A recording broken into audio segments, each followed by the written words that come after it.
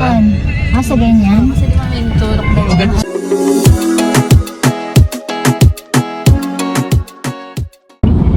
Hey guys! It's me, Cheryl Rice, and welcome po dito sa aking munting channel.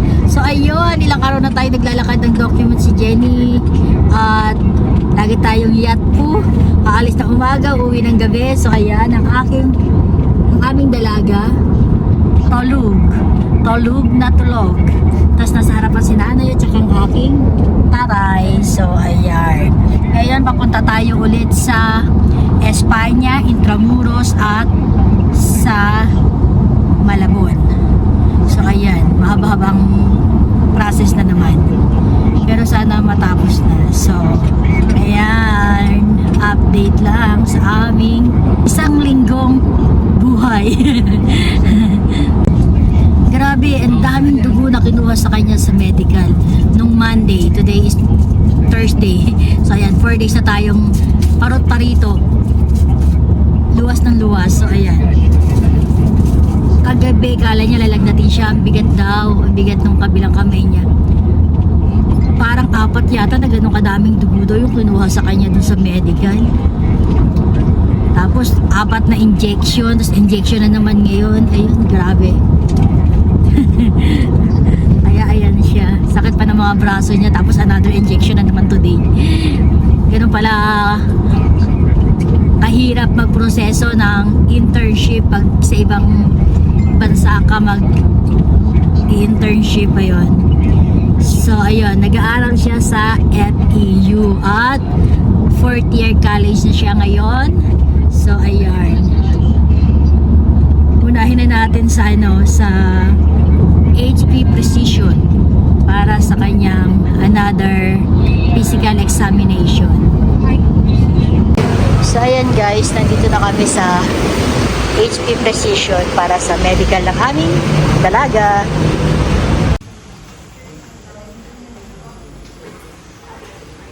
So ayan guys, tapos na tayo sa HP Precision. Ngayon pupunta tayo ng Espanya. Kukunin natin yung... So ayan guys, nandito na tayo sa Adelino Street sa may Espanya para sa vaccination. Ayan, kukunin niya yung kanyang screening ni Jenny. And then pupunta tayo ng Intramuros para sa vaccination ng hepatitis A and B. So ayan, daming proseso no? So ayan, napakaliit ang daan. Sila nandun, grabe. Kala ko hindi talaga kakashi. So dito tayo maghihintay sa McDonald's. So ayan guys, napunta na tayo ng Intramuros. Ayan, nasa Intramuros na tayo. Another vaccine for Jenny for Hepa A and B.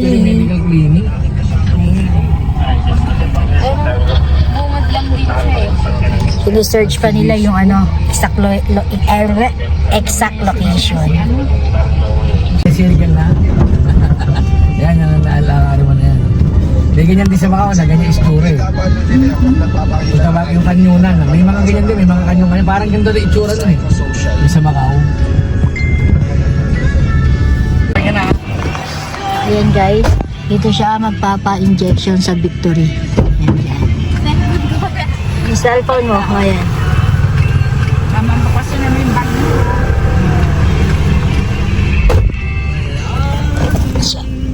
Ano mga si Jenjing eh, no?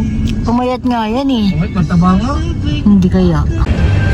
Ito guys, yung mga naging presidente ng Pilipinas, ng ating bansang sinilangan.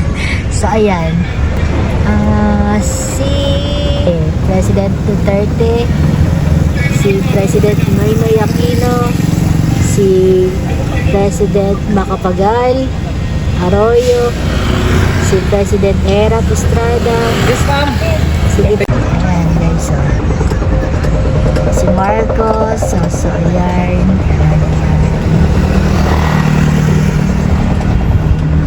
Ayan yung immigration, no? Sarado na pala yung Starbucks dito. Dati Starbucks yan eh. Close na siya.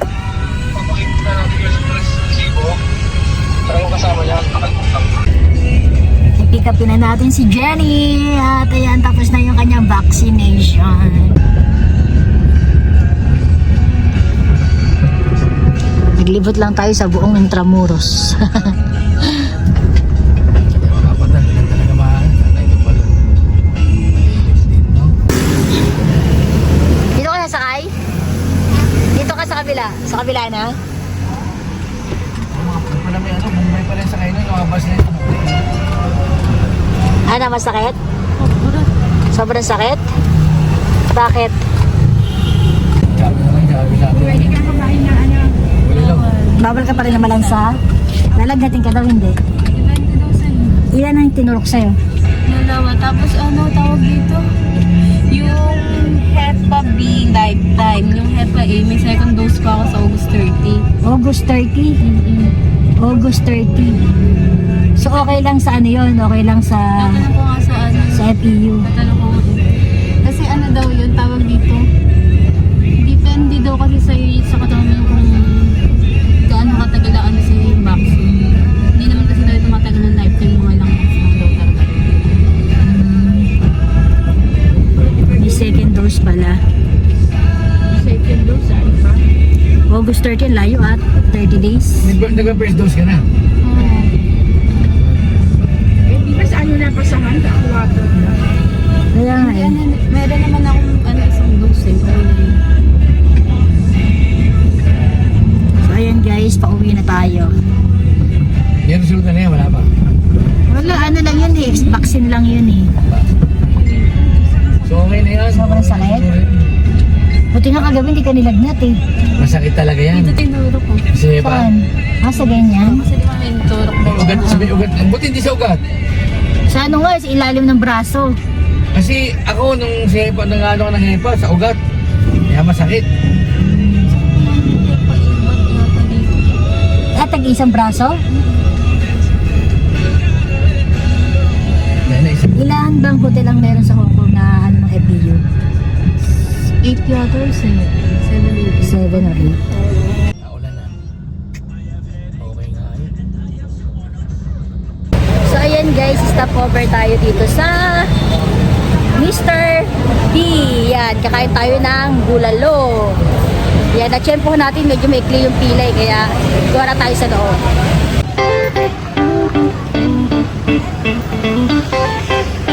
So ayan guys, dito kakain. Bulalo Pro Max. Large bowl. Apo, dine-in.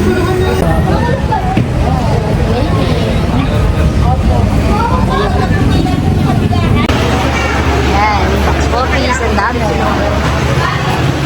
Ano, Nay? Ayun na, ang aming bulalo din. No drinks.